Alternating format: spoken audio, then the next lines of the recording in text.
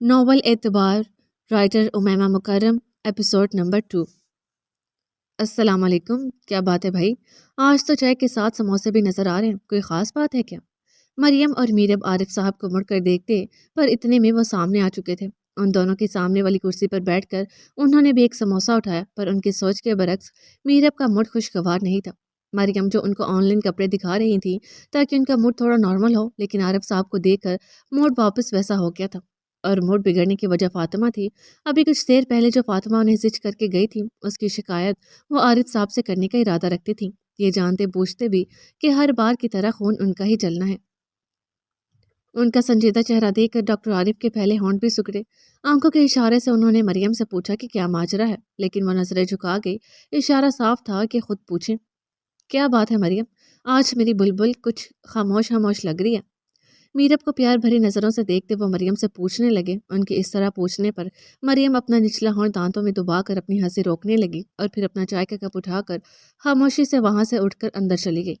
اور میرب بیگم کے تو ان کے اس انداز پر گال شرم اور غصے سے لال ہو گئے۔ دل نے فوراً گواہی دی تھی کہ ان کی بیٹی فاطمہ عارف صاحب پر ہی گئی ہے۔ اگر آپ سیریس موڈ میں ہیں تو میں بات کروں گی، ورنہ میں یہاں سے اٹھ کر چلی جاتی ہوں، بالکل سنجیدہ لہجے میں کہا تھا، غصے کی رمق بھی شامل تھی۔ اچھا ٹھیک ہے، کہیں کیا بات کرنا چاہتی ہیں؟ عارف صاحب کے بولنے پر میرب نے انہیں کچھ دیر پہلے ہوئی ساری بات بتائی، جسے سن کر عارف صاحب نے بہت مشکل سے اپنی ہنسی ضبط کی اور پھر ہلکا سا سرنفی میں ہلاتے ہوئے گویا ہوئے۔ تو ایک ڈریس کی ہی تو بات ہے میرب، آپ بھی کیوں بچوں کی طرح ضد لگائے بیٹھی ہیں؟ حیرت تو مجھے آپ پر ہوتی ہے، آپ چھوٹی چھوٹی باتوں میں فاطمہ سے ضد لگا کر بیٹھ جاتی ہیں۔ کبھی کبھار تو میں کنفیوز ہو جاتا ہوں، آپ دونوں میں سے بڑا کون ہے اور چھوٹا کون؟ ابھی بھی آپ اسی کی حمایت کر رہے ہیں عارف؟ آپ کی اسی ڈھیل کی وجہ سے وہ حد درجہ ضدی ہو چکی ہے اور یہی عادت اس کی پکی ہوتی جا رہی ہے۔ فاطمہ کا بلا جواز فیور کرنا ان کو اچھا نہیں لگا تھا، اس لیے نرمی سے سمجھاتے بولی، میں حمایت نہیں کر رہا میرب، اگر ہماری بیٹی ہم سے ضد نہیں کرے گی تو کس سے کرے گی؟ اور انسان ضدی بھی اسی کے ساتھ ہوتا ہے جس پر اسے مان ہوتا ہے کہ جس سے وہ ضد کر رہی ہے وہ اس کی ضد پوری کرے گا۔ اور اگر رہی بات اس کے ضدی ہونے کی تو انشاءاللہ آگے بھی اس کی ضد پوری کرنے کو اس کا شوہر ہوگا۔ بہت خوبصورت انداز میں انہوں نے میرب کو اپنی بات سمجھائی تھی اور شاید انہیں سمجھ بھی آئی تھی، اسی لیے اس بات میں سر ہلا کے 2 مہینے بعد شادی ہے اس کی، میں چاہتا ہوں میری بیٹی کے کچھ بھی بولنے سے پہلے اس کی خواہشات پوری ہوں، اس کے دل میں کبھی یہ نہ آئے کہ اس کے ماں باپ کے گھر اس کی کوئی خواہش پوری نہیں ہوئی۔ اب کہ عارف صاحب کی بات پر وہ مسکرا دی، انشاءاللہ مسکرا کر کہتی وہ دل میں اس کے نصیب اچھے ہونے کی دعا کرنے لگی۔ لیکن میں پھر بھی یہی سوچتی ہوں کہ پتہ نہیں اس کا شوہر اسے کیسے برداشت کرے گا، مسکرا کر تعصب سے نفی میں سر ہلاتے کہنے لگی۔ لیکن عارف صاحب کا جواب سن کے ان کے مسکراتے لب پل میں سکڑ گئے، جیسے میں آپ کو کرتا ہوں۔ عارف صاحب نے یہ بات محض مذاق میں کہی تھی، لیکن وہ اس بات سے انجان تھے کہ یہ بات فاطمہ بھی دوپہر میں کہہ چکی ہے، اور پھر وہ ہوا جو نہیں ہونا چاہیے تھا۔ اب تک جو باتیں انہوں نے میرب کو سمجھائی تھیں وہ سب اڑ گئیں اور موڈ دوبارہ خراب ہو گیا۔ میں یہی بولوں کہ فاطمہ یہ باتیں کہاں سے سیکھ رہی ہے؟ بہت افسوس ہوا عارف، آپ یہ باتیں کرتی ہیں اس کے سامنے؟ کیا برداشت کرتے ہیں آپ مجھے؟ کیا کرتی ہوں میں؟ آج تک کبھی آپ سے بدتمیزی کی ہے یا کوئی ضد کی ہے میں نے؟ بلکہ برداشت تو میں کرتی ہوں آپ کو بھی، اور آپ کی اس بدتمیز اور ضدی بیٹی کو بھی۔ اپنی ساری بھڑاس نکال کر وہ اندر چلی گئی اور عارف صاحب کا منہ کھلا کا کھلا رہ گیا۔ تو کیا یہ بات فاطمہ بھی بول چکی تھی؟ چلو جی، بچے سمجھدار ہو گئے ہیں۔ شرارتی مسکراہٹ ہونٹوں پہ سجا کر انہوں نے دوسرا سموسہ اٹھا لیا۔ جو چٹکھارا میرا بیوی کو تنگ کرنے میں ملتا ہے وہ تم میں کہاں؟ ایک نظر چٹنی کو دیکھ کر وہ ہاتھ میں سموسہ لیے چٹنی کو ویسے ہی چھوڑ کر میرا بیوی کو مزید تنگ کرنے کے ارادے سے اندر چلے گئے، اور پیچھے چٹنی نے ناک سے مکھی اڑائی۔ وہ آفس میں بیٹھا مستقل ایک فائل میں جھکا کسی بات پر شاید بہت غور کر رہا تھا، جب ہی اس کا فون بجا۔ پہلے تو اس نے اگنور کیا، پر ایک بار، پھر 2 بار، پھر 3 بار۔ جب فون بار بار بجنے لگا تو اس نے جھنجھلا کر فون اٹھایا۔ ان نون نمبر دیکھ کر اس کے ماتھے پر شکن ظاہر ہوئی۔ پہلے اس نے سوچا اگنور کر دے، پھر یاد آیا کافی دیر سے وہ اگنور ہی تو کر رہا تھا۔ پھر نہ چاہتے ہوئے بھی اس نے فون اٹھایا۔ اس کو کام کے وقت کسی کے بھی ڈسٹرب کرنے سے سخت نفرت تھی۔ ہیلو سویٹ ہارٹ، بہت زیادہ ہی مصروف رہتے ہو، اتنی کال کے بعد اٹھایا فون؟ سحر کی چہکتی آواز سن کر اس کے دماغ کی نسیں غصے سے ابھر گئیں۔ وہ بنا اس سے پوچھے ہی پہچان چکا تھا کہ کون بات کر رہی تھی۔ تمہیں نمبر کس نے دیا؟ وہ جانتا تھا کہ سحر کو اس کا نمبر کس نے دیا ہوگا، پر پھر بھی بالکل سپاٹ انداز میں پوچھا۔ وہ اس کے اس قدر سنجیدہ انداز پر وہ کچھ لمحوں کے لیے بوکھلا گئی تھی۔ حماد نے اسے اسی شرط میں نمبر دیا تھا کہ وہ ارحم کو یہ نہیں بتائے گی کہ اس کے پاس ارحم کا نمبر کہاں سے آیا۔ ابھی وہ آگے کچھ بولتی لیکن وہ فون کاٹ چکا تھا۔ सहर को बहुत ज़िल्लत महसूस हुई थी। अरहम का एटीट्यूड एक तरफ था जो उसे पसंद भी था, पर अपनी ये ज़िल्लत उसे बहुत चुभी थी। अब तुमने अच्छा नहीं किया हमाद, अब जब तक अरहम इलियास तुम्हें सबक नहीं सिखाएगा तुम यही हरकतें करते रहोगे। गुस्से से बोलते उसने अपना फ़ोन उठाया और कुछ डिजिट्स टाइप किए तो एक सीक्रेट फोल्डर खुल गया। उनमें से कुछ पिक्स उसने व्हाट्सएप पर हमाद के डैड को सेंड की और मोबाइल वापस टेबल पर रख दिया। गुस्सा अब नॉर्मल हुआ था और होंठों पे कमीनी सी मुस्कुराहट आई थी। फिर कुछ याद आने पर दोबारा मोबाइल उठाकर उसने सहर का नंबर ब्लॉक किया। इत्तेफाक से सलाम दुआ की और बात थी, पर उसका इस कदर क्लोज आना अरहम इलियास को बिल्कुल नागवार गुजरा था। अब वो हमाद का हाल तसव्वुर कर रहा था। ये बात उसे बखूबी पता थी कि हमाद सिर्फ अपने बाप से डरता है, और उसने हमाद के डैड को हमाद और अनीशा की क्लोज पिक सेंड की थी। अनीशा हमाद की एक्स गर्लफ्रेंड थी। सब इस वक्त रात के खाने पर खामोशी से बैठे थे और सबकी नज़रें उन पर टिकी थी, जो सबसे बेनियाज बने खाना खाने में मसरूफ थीं, जैसे इससे ज़रूरी और कोई काम ही ना हो। अब सब एक दूसरे से आंखों ही आंखों में बात कर रहे थे। हाँ तो फातिमा, क्या सुना है मैंने? आपको पता है, आपकी वजह से मेरे दिल की धड़कन मीरब मुझसे नाराज़ हो गई है। उनकी बात पर सब दबा दबा सा हंसे थे।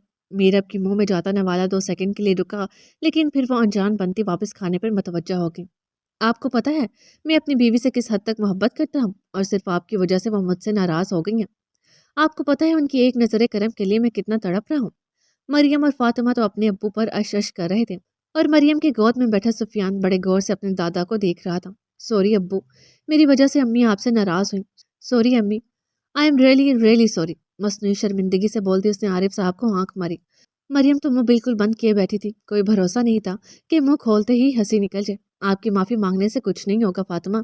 मेरी ज़िंदगी तो मुझसे नाराज़ हो चुकी है। मेरे हलक से तो ये निवाला भी नहीं उतरा। क्या बताऊँ कि आपकी अम्मी की एक लम्हे की नाराज़गी मेरी जान ले रही है। अब मैं बस कर दें आरिफ, मैं नाराज़ नहीं हूँ आपसे। कभी तो बच्चों का लिहाज कर लिया करें, हर जगह शुरू हो जाते हैं। पोता है आपका, उम्र का तो ख्याल करें अपनी। आरिफ साहब का ड्रामा वह बखूबी समझ रही थी, और ये भी जानती थी कि जब तक वो मान नहीं जाएंगी ये इंडियन स्टार प्लस का ड्रामा चलता रहेगा। देखा, मैंने कहा था ना, मेरी ज़िंदगी मुझसे ज़्यादा देर रोट नहीं सकती। और ज़ौजा मोहतरमा, मोहब्बत की कोई उम्र नहीं होती। अच्छा बस अब आप खाना खाएं। आरिफ साहब को आंखें दिखाती वो जुताती नज़रों से बोली। ओके, खा रहे हैं खाना। और फातिमा, आप कल चले जाना मरियम के साथ मॉल ड्रेस लेने। आरिफ साहब की बात सुनते वो भरपूर मुस्कुरा दी। उसकी मुस्कुराहट देख मीरब ने मसनूई हबकी दिखाई, लेकिन दिल से शिद्दत से दुआ निकली थी कि ये मुस्कुराहट उसके चेहरे से कभी अलग ना हो। और फिर मरियम को देखा, जो मुस्कुराती नज़रों से फातिमा को ही देख रही थी। उनको मरियम पर भी बेसाख्ता प्यार आया। कितनी खूबसूरत फैमिली थी उनकी, और जब से मरियम आई थी और हसीन हो गई थी। लगता है खैरियत नहीं है। अरहम पिछले 10 मिनट से हमाद को कॉल कर रहा था, पर मुस्तकिल हमाद कॉल कट कर रहा था। हमाद की डैड भी पिक्स देख चुके थे। चलो ना उठाओ कॉल। अरहम, इलियास तुम्हें देखे बिना भी तुम्हारी हालत का अंदाज़ा लगा सकता है। हंसते हुए उसने फ़ोन वापस रख दिया। हमाद की हालत सोच कर वो महसूस हो रहा था। चांद है खफा खफा और तुम मुस्कुराने की बात करते हो। मरियम सुफियान को लिए इधर से उधर टहल रही थी, क्योंकि सुफियान की तबीयत ख़राब थी और वो मरियम के बैठते ही रो रहा था। मीरब हाथ में मोबाइल पकड़े कोई टॉक शो देख रही थी, और फातिमा उनके सामने ही सोफे पर बैठी तेज़ आवाज़ में अपनी सुरीली आवाज़ से बेसुरे गाने गा रही थी। वजह मीरब की नाराज़गी थी। वो कल से ठीक तो हो गई थी, पर फातिमा से काम के अलावा कोई बात नहीं कर रही थी। ये वाज़ेह उनकी नाराज़गी का इजहार था। फातिमा के बेसुरे गाने का मीरब पर तो कोई असर नहीं हुआ। अलबत्ता मरियम के कंधे पर सर रखकर सोते सुफियान ने नींद से जाकर बाआवाज़ रोना शुरू कर दिया था। फातिमा, अभी के अभी उठकर अंदर जाओ, और अगर यहाँ बैठना है तो बिल्कुल खामोशी से बैठो। अगर एक आवाज़ भी निकाली तो मैं भी अम्मी की तरह तुमसे बात नहीं करूंगी। मरियम के झुंझला कर बोलने पर फातिमा मुंह बसोर कर रह गई। फातिमा के चुप होने पर मीरब के होंठों पर फातिहाना मुस्कुराहट आई। भाई, वैसे आप लकी हैं। ये सुंदस थी जो अपना असाइनमेंट बनाकर अभी फारिग हुई थी। कमरे से बाहर आई तो देखा तहमीना और हारिस बातों में मशगूल हैं, तो अपना हिस्सा डालना ज़रूरी समझा। किस लिए लकी हूँ गुड़िया? सोफे से पुश लगाए हारिस ने मुस्कुरा कर पूछा। अरे भाई, इतनी क्यूट सी वाइफ मिलने वाली है आपको। मैंने अपनी फ्रेंड्स की भाभियां देखी हैं, कोई भी इतनी खास नहीं है, लेकिन मेरी होने वाली भाभी तो इतनी प्यारी हैं। सुंदस का कहना था कि हारिस की नज़रों के सामने फातिमा का पुरकशिश नजरें झुकाए चेहरा आया। फातिमा के घर जब वो लोग दावत में गए थे तो उसने नामहसूस अंदाज में चोर नज़रों से फातिमा का मुकम्मल जायजा लिया था। वो उसे बिल्कुल वैसे ही लगी थी जैसे हमसफ़र वो अपने लिए चाहता था। खुद ब खुद चेहरे पर एक प्यारी सी मुस्कान आई जो उसके दिल की अक्कासी कर रही थी। तहमीना ने बहुत गहरी नज़रों से उसकी मुस्कुराहट देखी थी, और न जाने क्यों आज पहली बार उन्हें अपने बेटे की मुस्कुराहट अच्छी नहीं लगी थी। ओहो भाई, आप तो लड़कियों की तरह ब्लश कर रहे हैं। सुंदस का छेड़ना था कि हारिस सांस दिया, और उनके साथ बैठी तहमीना का पल में मूड खराब हुआ। ویسے سچ سچ بتائیں بھائی، بھابھی خوبصورت ہے نا؟ آنکھیں سکیڑ کر حارث کو دیکھتے اس نے شرارت سے پوچھا۔ کوئی خوبصورت نہیں ہے، ہاں اچھی شکل کی ہے، قبول صورت کہہ سکتے ہیں، لیکن اس سے زیادہ خوبصورت حارث خود ہے۔ فاطمہ سے زیادہ خوبصورت ایک سے ایک لڑکی مل سکتی ہے حارث کو۔ حارث کے کچھ بولنے سے پہلے ہی تہمینیں شروع ہو چکی تھی اور ان کے لہجے میں کہیں بھی مذاق کی رمق نہیں تھی۔ چاہنے کے باوجود وہ اپنا لہجہ میٹھا نہیں رکھ پائی تھی۔ سندس اور حارث تو انہیں حیرانی سے دیکھ رہے تھے، کیونکہ فاطمہ سے رشتہ ہونے سے پہلے وہ خود ہی فاطمہ کی اتنی تعریفیں کرتی تھی۔ لیکن امی، آپ بھول رہی ہیں بھابھی کو آپ نے ہی پسند کیا ہے۔ ہاں پسند کیا تھا میں نے، پر اس کے حسن سے مروب ہو کر نہیں، بلکہ ان کا گھرانہ دیکھ کر۔ سندس پہلے سمجھی تھی کہ شاید تہمینہ مذاق کر رہی ہیں، پر اب وہ سمجھ گئی تھی کہ یہ مذاق نہیں ہے۔ پر اسے اپنی ماں کی سوچ پسند نہیں آئی تھی۔ ابھی تو شادی بھی نہیں ہوئی تھی اور وہ ابھی سے ٹپیکل ساس بن رہی تھی۔ ان کی باتیں سن کر حارث کی مسکراہٹ بھی غائب ہو چکی تھی۔ تہمینہ بیگم کا اس طرح بولنا اسے خود بھی اچھا نہیں لگا تھا، لیکن خاموش رہا۔ تہمینہ وہاں سے اٹھ کر اپنے کمرے میں چلے گئی۔ سندس نے ایک نظر حارث پر ڈالی، پر اسے کچھ بولنا مناسب نہیں لگا، اس لیے خاموش رہی۔ تہمینہ کو اپنے بیٹے کابی سے فاطمہ کا گربیدہ ہونا بالکل نہیں بھایا تھا۔ اب اسے یہ حال تھا تو شادی کے بعد کیا ہوتا؟ ان کے دل میں فاطمہ کے لیے بیر پیدا ہوا تھا، جس سے ابھی وہ خود بھی انجان تھی۔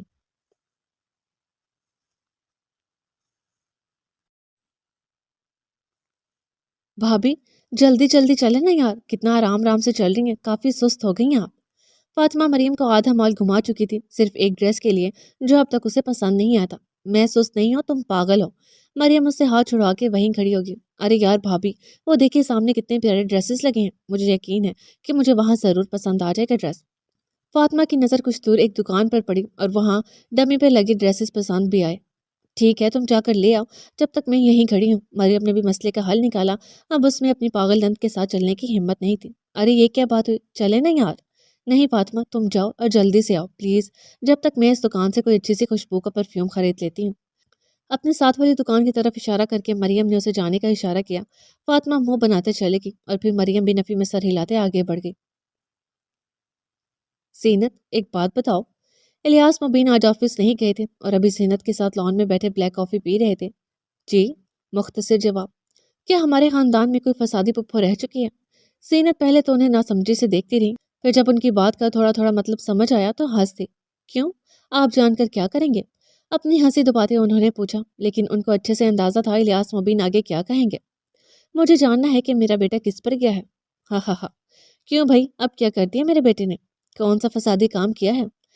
زینت کے پوچھنے پر انہوں نے زینت کو ارحم کے بلیک میل کر کے لنچ پر لے جانے والی بات بتا دی۔ وہ آئیڈیا ارحم کو میں نے ہی دیا تھا۔ مسکراہٹ دبا کر اب وہ الیاس مبین کا چہرہ دیکھ رہی تھی جو انہیں بہت لطف دے رہا تھا۔